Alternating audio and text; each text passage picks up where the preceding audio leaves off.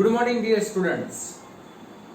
હવે ઇંતજારનો સમય પૂરો થઈ ગયો અને કન્સેપ્ટ ક્લિયર ક્વેશ્ચનનો વારો આવી ગયો. ઓકે, તમે જેની રાહ જોતા હતા એ હવે આપણે કામ કરવાનું છે. મિત્રો, આ 4 કે 5 દિવસની અંદર ઘણા બધાની ડિફિકલ્ટી આવી છે. તો એ ડિફિકલ્ટી જે કોમન છે એ ડિફિકલ્ટી વાળા સમ હું અત્યારે ગણાવીશ. તો અહીંયા થોડું ધ્યાન રાખજો મિત્રો. થોડા વધારે છે એટલે જો અનુકૂળતા હશે તો બધા, નહીતર પછી નેક્સ્ટ લેક્ચરમાં આપણે કામ કરશું.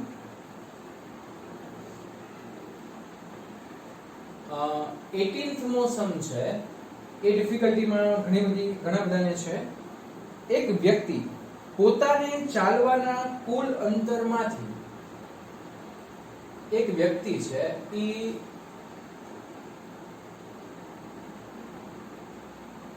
કુલ અંતરમાંથી અડધું અંતર v0 ઝડપથી ચાલે છે. એટલે અડધું અંતર એટલે આપણા t/, અને ઈ v0 ઝડપથી ચાલે છે અને એની માટે સમય છે એને હું t1 કહું. ઓકે, આગળ જોઈએ આપણે. બાકીનું અડધું અંતર ચાલવા માટે લાગતા સમયના અડધા સમય દરમિયાન, એટલે બાકીનું અડધું અંતર એટલે d/2. ઓકે, અને એમાં આપણે પાછા સમયના ભાગ પાડવાના છે. એમાં કોના ભાગ પાડવાના છે? સમયના. તો આ સમયને હું t કહી દઉં. બંને સમય સરખો રાખવાનો છે અને આ સમયને હું કહી દઉં છું t. ઓકે, તો આ સમય દરમિયાન મિત્રો એ v1 વેગથી ગતિ કરે છે અને આ સમય દરમિયાન એ v2 વેગથી ગતિ કરે છે. તો આપણે છેલ્લું કામ કરવાનું છે કે દરેક વ્યક્તિની સરેરાશ ઝડપ કેટલી. સરેરાશ ઝડપ બરાબર અંતર અને એના છેદમાં સમય. અચ્છા, અંતર, કુલ અંતર શું થશે મિત્રો? d. ઓકે, એટલે અંતર તો હું અહીંયા d લખી નાખું અને એના છેદમાં સમય. કુલ સમય કેટલો થશે? તો t1 + t + t એટલે t1 + 2.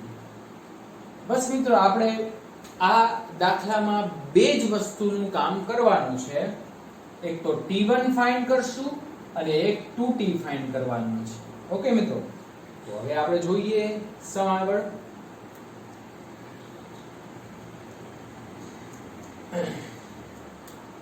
શું કામ કરશું? પહેલા અહીંયા લખી કે અડધું અંતર, એટલે અડધું અંતર એટલે શું થશે મિત્રો? d/2. કાપવા માટે લાગતો સમય. સમય બરાબર શું થાય? તો સમય બરાબર અંતર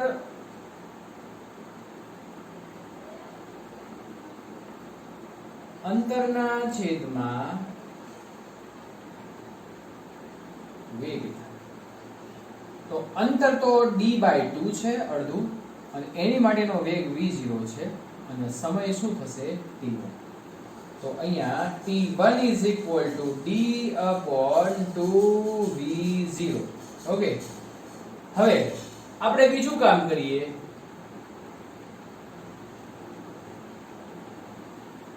બાકીનું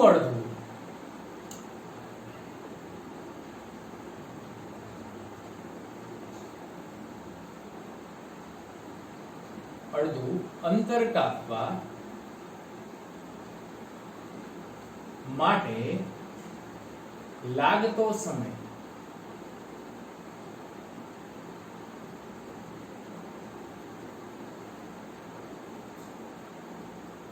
આ સમયને આપણે 2t કહીએ.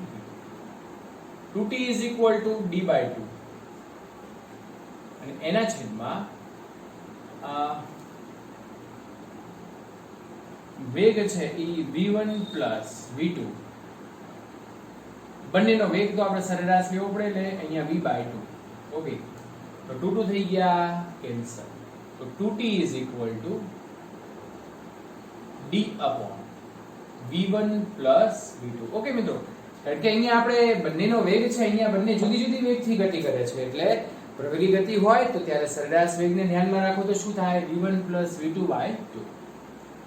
અને હવે છેલ્લું કામ આપણે મૂળ સમીકરણ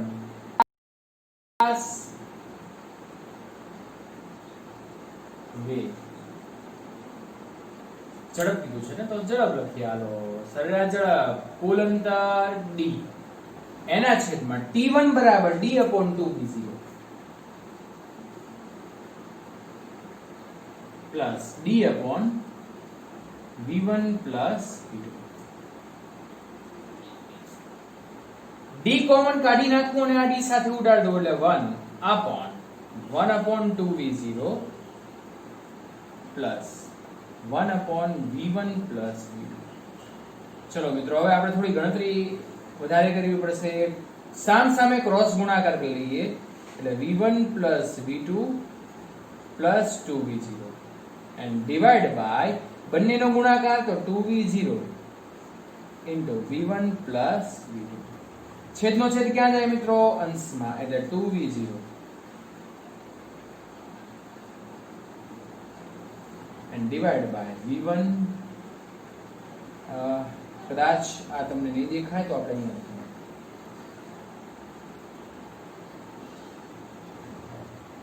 એની માટે સરેરાશ ઝડપ v bar is equal to 2v0 into v1 plus v2 divided by v1 plus v2 plus 2. તો જવાબ આપણે કેલી કરી લઈએ.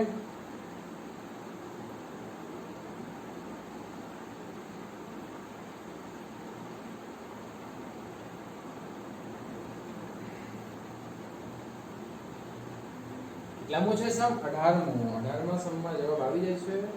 કારણ કે આપણે ટેલી નહીં કરીએ તો આપણને ખબર નહીં પડે કે જવાબ આવે છે. ઓકે મિત્રો, જવાબ આવી ગયો છે આપણો, બરાબર કે નહીં? તો હવે આપણે નેક્સ્ટ સમમાં આગળ વધીએ. જો આ જે 3 સમ શરૂઆતના છે મિત્રો, એ થોડા અઘરા સમ છે, એટલે ધ્યાન રાખીને કામ કરવું પડશે આપણે. ઓકે,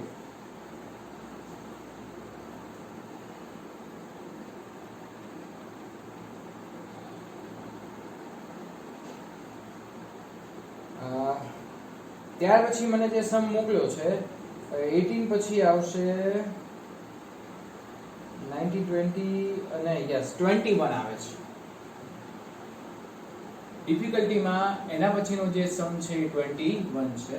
થોડું આપણે કામ ન અટકે એટલે બોર્ડને થોડું રફ કરી નાખીએ. તમે લોકો લખી નાખજો આ મારી સાથે સાથે. ઓકે, વિડિયો પોઝ કરીને લખી નાખજો.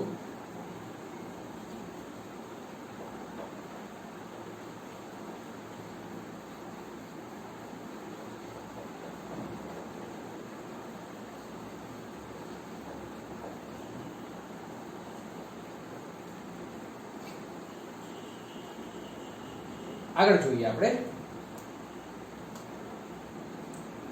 એના પછી 21. ઓકે ડિયર ફ્રેન્ડ્સ, 21 માં બે સ્ટેશન વચ્ચેનું અંતર 40 કિલોમીટર છે. સ્ટેશન 1 અને સ્ટેશન 2 આ બંને વચ્ચેનું અંતર 40 કિલોમીટર છે. ઓકે, અને અંતર કુલ કાપતા 1 અવર લાગે છે. ઓકે, ત્યાર પછી આગળ જોઈએ. પહેલા સ્ટેશનથી ટ્રેન પોતાની ગતિની શરૂઆત કરીને પ્રથમ 5 કિલોમીટર તે અચળ પ્રવેગી ગતિ કરે છે. પહેલું કામ છે પ્રથમ 5 કિલોમીટર અચળ પ્રવેગી ગતિ કરે છે. એટલે અચળ પ્રવેગી ગતિ કરતી હોય. ઓકે, તો અચળ પ્રવેગી ગતિ માટે આપણે આ કામ કરી શકીએ. અચળ પ્રવેગી ગતિ કરે છે એટલે સપોઝ કે જે અંતર, અચ્છા અંતર બરાબર શું થાય? વેગ ગુણ્યા સમય. આ જે વેગ છે એ આપણે સરેરાશ વેગ લેવો પડે મિત્રો. સરેરાશ વેગ એટલે શું થશે કે અચ્છા ચલો પ્રારંભિક વેગ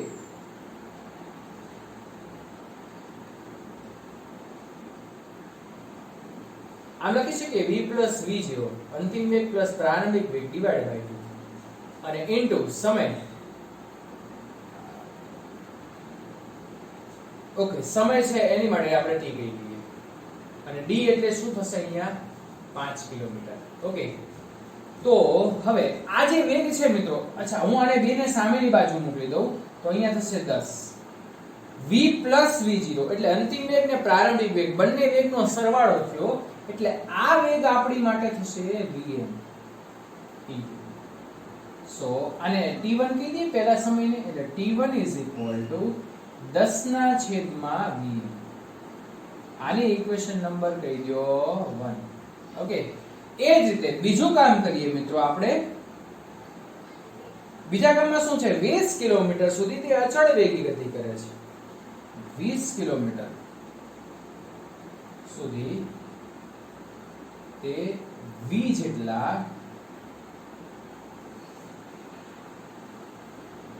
અચળ વેગથી ગતિ કરે છે. ઓકે, એટલે v જેટલા વેગથી અચળ ગતિ કરે છે. તો ફરીવાર આપણે એ જ કામ કરશું. 20 કિલોમીટર અંતર છે આપણી પાસે, તો હું અહીંયા અંતર બરાબર, હવે હું સીધું લખી નાખું છું, અંતર બરાબર વેગ ના છેદમાં સમય. આ જે સમય છે એને સમયને t2 કહી દઉં. ઓકે, તો t2 આ જે વેગ આપણને મળે છે ને હું vm કહી દઉં, મહત્તમ વેગ v t2 vm divided by 20. Okay, અને હવે ત્રીજું કામ, છેવટની 15 કિલોમીટર તેનો વેગ નિયમિતપણે ઘટતો જાય છે એટલે અચળ પ્રતિપ્રવેગી ગતિ કરે છે. ઘટતો જાય વેગ એટલે શું થાય, પ્રતિપ્રવેગી. પણ આપણે નિશાનીને ધ્યાનમાં નથી લેવાનું. છેલ્લા એટલે કે છેવટે શું કીધું છે, 15 કિલોમીટર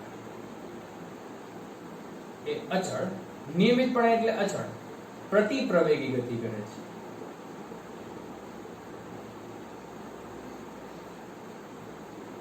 અને મિત્રો આની જેમ જ તે અંતર બરાબર, આપણે ભૂલ કરી હોય એવું લાગે છે, અંતર બરાબર વેગ ગુણ્યા સમય થશે એટલે અહીંયા t2 આવશે. સોરી, એટલે અહીંયા 20 divided by v. ઓકે, ચલો આગળ જોઈએ આપણે. 15 is equal to, અહીંયા પણ વેગ v plus v0 by 2 લખવું પડે અને into અહીંયા ટાઈમ t3 લખીએ. બે સામેની બાજુ જશે એટલે 30. v plus v0 એને vm કીધું છે into t3 અને t3 ની કરતા તરીકે બનાવી દો તો 30. આને ઇક્વેશન નંબર 3 કહી દો. આને ઇક્વેશન નંબર આને કહી દો. ઓકે, અને કુલ સમય એટલે t1 plus t2 plus t3. કુલ સમય એટલે આપણે કેપિટલ T કહી દો, સ્મોલ t કહી દો, ગમે તે કહી દો, કુલ સમયની આપણે વાત કરીએ છીએ તો કુલ સમય બરાબર t is equal to, કુલ સમય માટે આપણે બધાનો સરવાળો કરવો પડે. t1 બરાબર 10 upon vm. અહીંયા શું થશે 20 upon vm અને અહીંયા શું થાય 30 upon vm. જો મિત્રો આપણે મહત્તમ વેગ મેળવવો છે, vm એટલે મહત્તમ વેગ છે, તો ત્રણેયમાં છેદ સરખા છે તો ઉપર બધાનો સરવાળો થાય તો ઉપર 60 એના છેદમાં v into t, તો vm. સમય આપણને કુલ આપ્યો છે 1 hour, 1 કલાક, બરાબર કે નહીં મિત્રો? બધા જ અંતર કિલોમીટરમાં છે તો 60. જવાબ કિલોમીટર પ્રતિ અવર માં આવે. મીટર પ્રતિ સેકન્ડમાં ફેરવવો તો આવડે છે આપણને, એને ગુણ્યા 1000 એના છેદમાં 36. બે મીંડા ઉડાડી દઈએ, એક આની સાથે ઉડાડી, એક આની સાથે ઉડાડી, એટલે 6 6 36 એટલે 100 ના છેદમાં 6 મીટર પ્રતિ સેકન્ડ, બરાબર? એટલે 16.666 એવો જવાબ આવવો જોઈએ, બરાબર કે?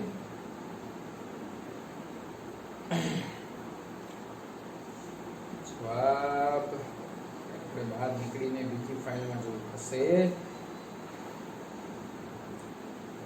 જવાબ ટેલી કરતા જઈએ એટલે આપણને એમ ન થાય કે આની અંદર જવાબમાં આપણે ભૂલ કરી છે.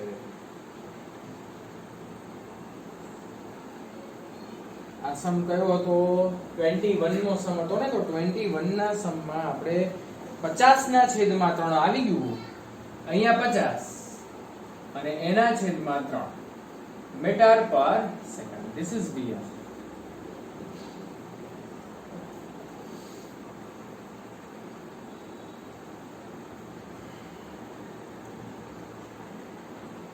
પછી હવે આપણે આગળ જોઈએ.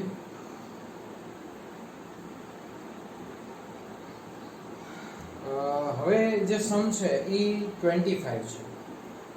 જો બધા સમ અહીંયા હું ગણાવી નહીં શકું. જેટલા સમ મેક્સિમમ બધાને ડિફિકલ્ટીમાં આવેલા છે એ સમજ હું તમને અહીંયા ગણાવીશ.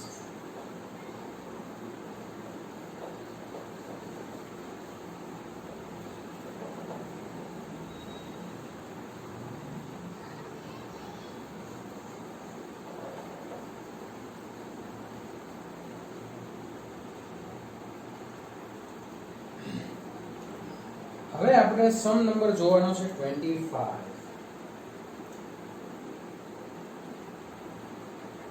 આકૃતિમાં દર્શાવ્યા પ્રમાણે રોહન એ બિંદુ પાસે ઊભો છે. રોડની બાજુમાં આવેલ રેતાળ મેદાનમાં કોઈ બિંદુ બી પાસે જવું છે. એટલે બી બિંદુ અહીંયા છે. આ રેતાળ જમીન છે. અહીંયા રોડ છે સીધે સીધો. અહીંયા રેતાળ જમીન છે. ઓકે. તો બી થી રોડ ઉપર લંબ દોરતા એટલે અહીંથી હું બી થી લંબ દોરું છું. આ લંબ થઈ ગયો. આ રોડ છે એને લંબ દોરી નાખો અને 90 દોરતા લંબ પ્રક્ષેપણ બિંદુ એટલે લંબ પ્રક્ષેપણ બિંદુ એટલે આ O છે. બી O બરાબર ડી એટલે આ અંતરને ડી કીધું છે. તો બિંદુ O થી કેટલા અંતરે રોહનને છોડી દેવો જોઈએ કે જેથી બી પર પહોંચતા એને લઘુત્તમ સમય લાગે. રોહનની રોડ ઉપર ઝડપ કરતા રેતાળ મેદાનમાં ઝડપ n માં ભાગની છે. તો મિત્રો સપોઝ કે આ રોડ ઉપર દોડતો દોડતો આવે છે. આપણે આ અંતરે એટલે કે P બિંદુએ અહીંયા લખીએ કે P બિંદુએ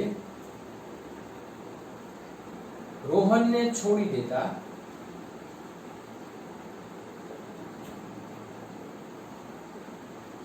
તે લઘુત્તમ સમયમાં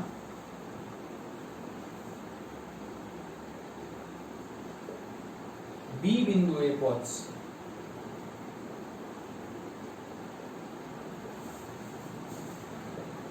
ઓકે. તો અહીંથી બી બિંદુએ પહોંચવાનો છે. આને પણ આપણે અહીંયા જોડી દઈએ. ઓકે. આખો જે અંતર છે આ બંને વચ્ચેનું અંતર હું L લઈ લઉં છું. O અને A વચ્ચેનું અંતર. ઓકે. આ P થી O નું અંતર હું x ધારી લઉં છું. તો આ અંતર શું થાય? L - x. થાય કે નહીં? ઓકે. આપણે બધાને ખાલી અંતર ધારવાના છે. તમે d ધારી શકો, અહીંયા y ધારી શકો, કોઈ વાંધો નહીં.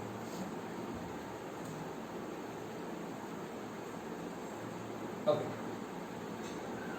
આપણે અહીંયા સમયની ગણતરી કરવાની છે મિત્રો. ધારો કે બી બિંદુએ પહોંચતા લાગતો સમય t હોય તો t આપણે આના બે ભાગ પાડી દઈએ. એક AP અને એક PO. તો અહીંયા જે સમય લાગે છે A થી P બિંદુએ સમય t1 લાગે છે અને P થી O બિંદુએ સમય શું લાગે છે t. બરાબર? કારણ કે આપણે O બિંદુ પ્રક્ષેપણનો બિંદુ છે એટલે એને ધ્યાનમાં રાખવું પડે. તો સમય બરાબર શું થાય મિત્રો? અંતરના છેદમાં વેગ. સમય બરાબર શું થાય? અંતરના છેદમાં વેગ. તો હવે આપણે આ સમયની અંદર બધી કિંમતો મૂકી દઈએ છીએ. તો t t ને એમને એમ રાખો અત્યારે હાલ મિત્રો. અંતરના છેદમાં વેગ. અચ્છા, t1 એટલે આ A થી P બિંદુ જાય છે. આપણે A' P' O ને ધ્યાનમાં રાખીને કામ કરશું. તો અંતર કેટલું છે l - x છે, અને એની માટે એનો વેગ કેટલો છે, રોડ ઉપર તો એનો વેગ v છે. ત્યાર પછી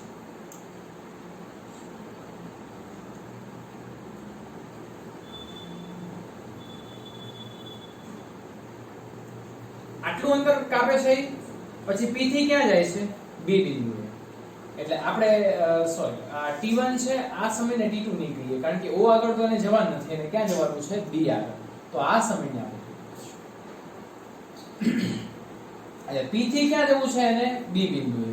તો જો આ ત્રિકોણને ધ્યાનમાં રાખો કે ત્રિકોણ POB માં એ કાટખૂણો છે. તો કાટખૂણો એટલે આપણે વિકર્ણ મેળવવો હોય તો વિકર્ણ આ રીતે થશે, √x² + d². સમજ્યા બધા? આપણે બે ભાગ પાડી દીધા છે. a થી p આવે છે અને p થી ક્યાં જાય છે, b બિંદુ. a થી p માટે સમય t1, અંતર l - x, એની માટે વેગ v. પણ જ્યારે મિત્રો હવે અહીંથી શરૂઆત કરે છે ત્યારે રેતાળ જમીનમાં એ ચાલે છે, અને રેતાળ જમીનમાં ચાલે ત્યારે એનો વેગ છે એ v/n થાય. તો t = l - x upon v. ગોઠવી દઈએ આને, n/v થઈ જશે, છેદનો છેદ અંશમાં √x² + d². ચલો મિત્રો, હવે આપણે એક બહુ જ મહત્વની બાબત સમજવાની છે. તમને એમ કીધું છે કે આ કેટલા લઘુત્તમ સમયમાં પહોંચી જાય છે. કોઈ પણ રાશિને લઘુત્તમ કે મહત્તમ કે મિત્રો, એની માટે એનું વિકલન 0 થવું જોઈએ. પછી નક્કી કરવું પડે કે વિકલન કોની સાપેક્ષે થાય. તો અહીંયા સમય છે, બરાબર કે સમય. અચ્છા, અહીંયા તમે જુઓ, વેગ છે, l છે, x છે. આપણે કોનું કામ છે, અંતરનું કામ છે. આપણે કોનું કામ છે, અંતરનું. તો સમયનું અંતરની સાપેક્ષે વિકલન કરો ત્યારે એ વિકલન 0 થાય. અને 0 કેમ થાય કે આપણને સમય કેવો માંગ્યો છે, લઘુત્તમ. અચ્છા, તમને મહત્તમ સમય માંગ્યો હોત ને મિત્રો, તો આનું વિકલન પણ ત્યારે 0 થાય, ત્યારે જવાબ કંઈક અલગ આવે, બરાબર કે?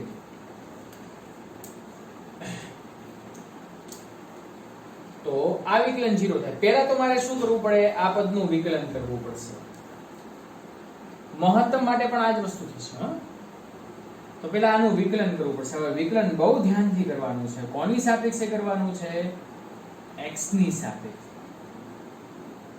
અચ્છા, ચલો, x ની સાપેક્ષે કરવાનું છે. જેની સાપેક્ષે કરવાનું એની સિવાયના બધા પદને આપણે શું કરીએ, અચળ ધારી લઈએ, બરાબર કે? તો આ 1/v અચળ છે, એને હું બહાર કાઢું. l - x નું x ની સાપેક્ષે વિકલન કરવું, l પણ અચળ છે. ઓકે મિત્રો, તો l અચળ હોય તો એનું વિકલન શું થાય, x ની સાપેક્ષે 0. અચળ સંખ્યાનું વિકલન 0. તો અહીંયા 0. x નું x ની સાપેક્ષે વિકલન શું થાય, 1. એટલે અહીંયા થશે -1. આ પહેલાનું વિકલન થઈ ગયું. બીજાનું વિકલન માટે આપણે બહાર પાડી દઈએ. બીજાના વિકલનમાં n/v અચળ છે. ઓકે, હવે ધ્યાનથી x² + d² અને હોલ રેસ ટુ શું છે. અચ્છા, હું આમ લખી નાખું તો હાલે? હવે હોલ રેસ ટુ 1/2. તો મિત્રો, આવું સમીકરણ સ્વરૂપે આવે. હવે x ની સાપેક્ષે વિકલન તો થવાનું જ, x ની સાપેક્ષે વિકલન તો થશે જ, પણ પહેલા આપણે ઘાતનો હિસાબ કરવો પડે, એટલે ઘાતને આગળ ઉતારવી પડે. એટલે 1/2 x² + d² hall raise to 1/2 - પણ મિત્રો, આની અંદર x², આ તો આપણે ઘાતનું કામ કર્યું. આપણે બીજું અહીંયા કામ કોનું કરવું પડશે, આ પદનું તો કામ કરવું પડે કે નહીં. એટલે અહીંયા d/dx, એક સ્ટેપ આપણે વધારીએ છીએ સમજાવવા માટે. પહેલા જો આમ હોત ને x અંડર, તો કાંઈ વાંધો જ નતો, તો સીધું જ તે ઘાત આગળ, ઘાતમાંથી -x. પણ અહીંયા x² + d² છે, એટલે પહેલા ઘાતને ઉતારવાનું આગળ, અને પછી આ ટર્મનું આપણે વિકલન કરવાનું. ઓકે, હાલો, પહેલું પદ તો અહીંયા -1/v થઈ ગયું, પ્લસ n/v. 2 અહીંયા આગળ ગુણી નાખું છું આને, બરાબર.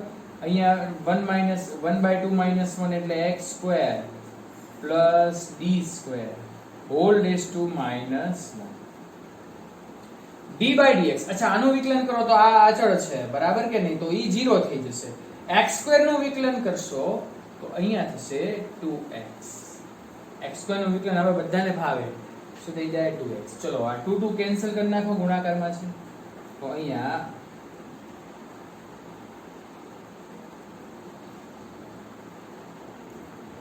dt/dx is equal to -1/v. અચ્છા, x square plus d square whole raise to -1/2 એને હું છેદમાં લખું કારણ કે મારે પ્લસમાં દેખાડવા છે. તો n/v x square plus d square whole raise to 1/2. Okay, અને આ x ઉપર આવશે એટલે અહીંયા થઈ ગયા nx. ઓકે, તો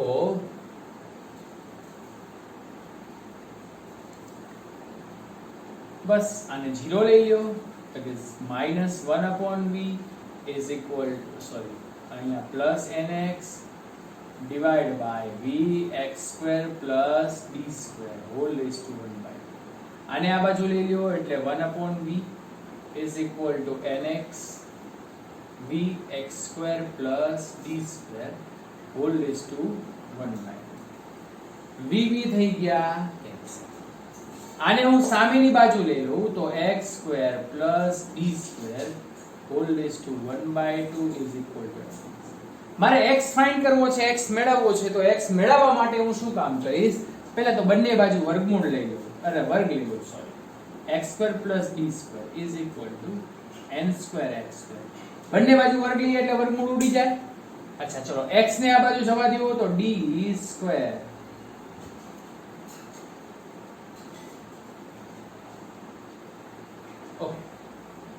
d square is equal to n square x square minus x square. चलो x square कॉमन काढो तो x square n square minus 1. x ને કરતા તરીકે બનાવશું આપણે તો x square is equal to d square upon n square minus 1 અને બંને બાજુ વર્ગમૂળ લઈ લો એટલે d under root n square. બરાબર કે નહીં? ઓકે, તો હવે આપણે આન્સર ચેક કરી નાખીએ.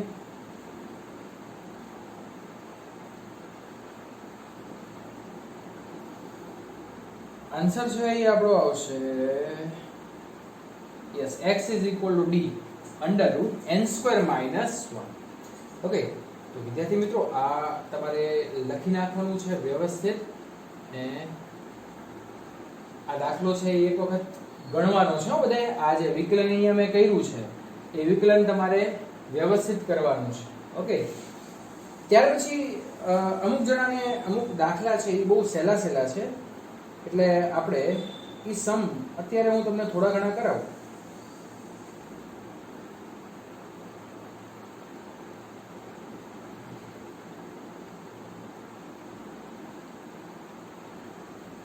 ઓકે, પછી આપણને કયા ડિફિકલ્ટીમાં છે 26મો છે પણ એ તો આવડે એવો છે.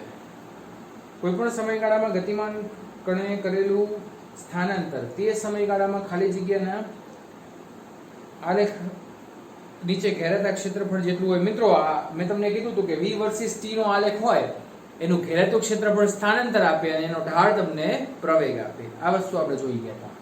ઓકે, પછી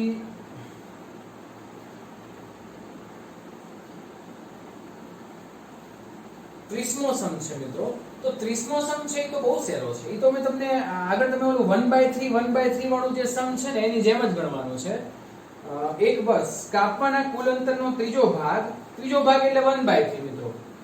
ત્રીજો ભાગ એટલે શું થશે? 1/3 એટલે 10 કિલોમીટર પ્રતિ અવર.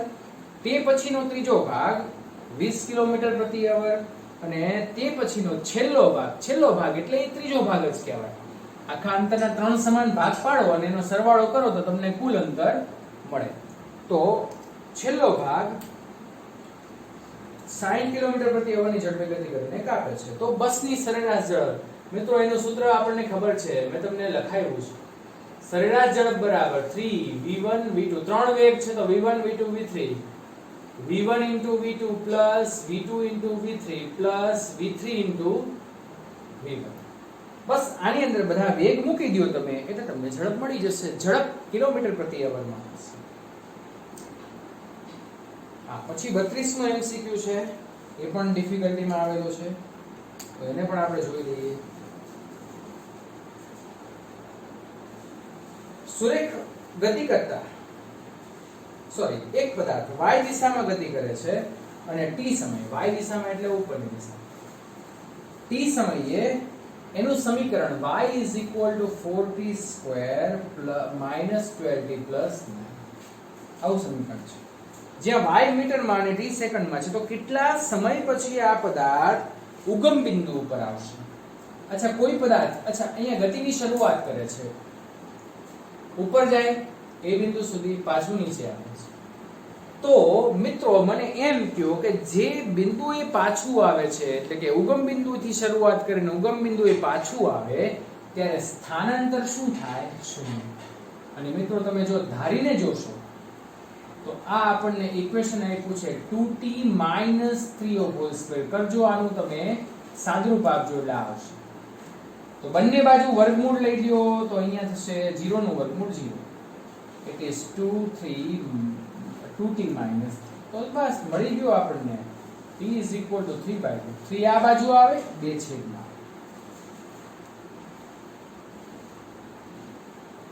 પછી એક 38 નો એમસીક્યુ ઈ ગણાવવા જેવું છે.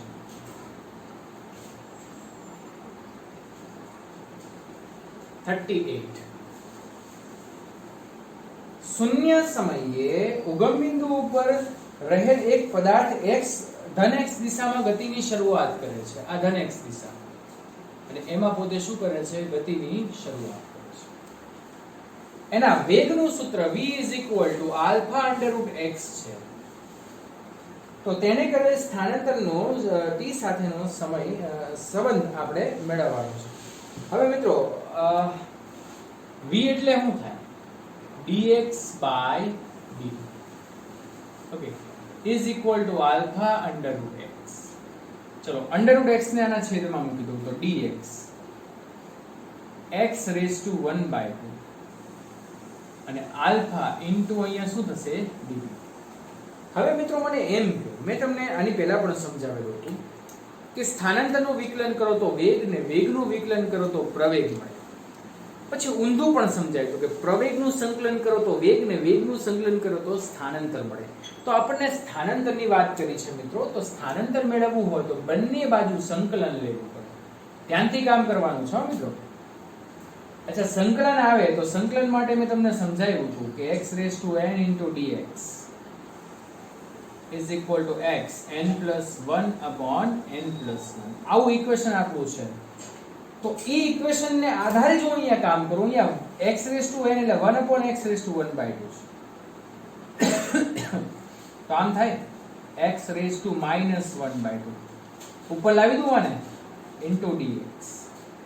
અને મેં તમને એમ શીખવાડ્યું, ચલો અહીંયા આલ્ફા અચળ છે અને સંકલનમાં dt. વિકલન ને સંકલન એકબીજાના વ્યસ્ત છે.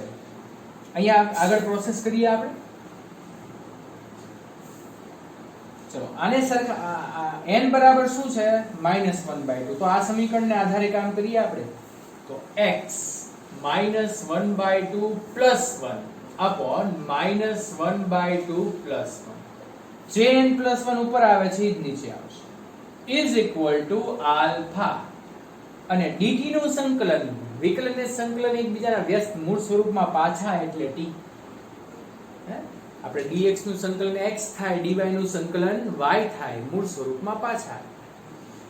તો અહીંયા x⁻⁻² + 1 એટલે 1/2 upon અહીંયા શું થઈ જશે? 1/2 is equal to આલ્ફા. એટલે છેદનો છેદ અંશમાં, એટલે 2x⁻² is equal to alpha t. t is equal to 2/α x⁻². તો t ચલે છે x⁻², અથવા x ચલે છે t². બંને બાજુ વર્ગ લઈ લો તો વર્ગમૂળ ઉડી જાય. તો આપણને સ્થાનાંતરનો સમય સાથેનો સંબંધ કીધો છે, તો શું થશે? t². ઓકે મિત્રો, તો આટલી ડિફિકલ્ટી કન્સેપ્ટ ક્લિયર ક્વેશ્ચનમાં હતી, આપણી ઈચ્છા પૂરી થઈ ગઈ. હવે નેક્સ્ટ આપણે MCQ સોલ્વ કરાવશું. એ તમારે ગણવાના છે પહેલા, પછી હું સોલ્વ કરાવીશ. ઓકે મિત્રો, તો આટલે સુધી રાખીએ. નેક્સ્ટ ટાઈમ મળશું. તબિયતનું ધ્યાન રાખજો. થેન્ક